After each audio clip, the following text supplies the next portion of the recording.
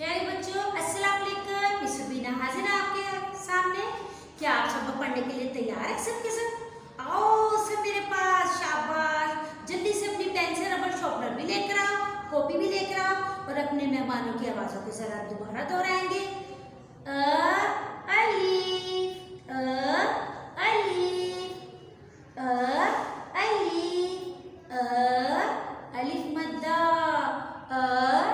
अलिफ मद्दा, ब बे, ब बे,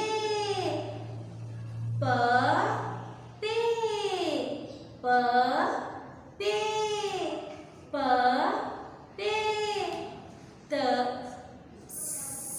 त ते, त ते, त ते।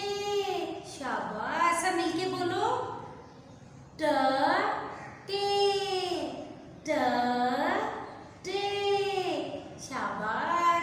अब अगला सबक ये स से, स से। शाबाश, स से। प्यारे बच्चों, अब हम देखते हैं हमारे सामने कौन से मेहमान आते हैं। ज जीम, क्या है? ज जीम। शाबाश, जीम की आवाज क्या है? ज। क्या आवाज है? ज। जी, जीम से जूता, जीम से जग भी होता है जिसमें हम पानी ठंडा डालते हैं, करते हैं ना। शाबाश, जीम जग, जीम से जूता, जीम से झाड़ू। Very good. आपने सोच के जा से जीम से बहुत सारे लफ्ज बना सकते हैं।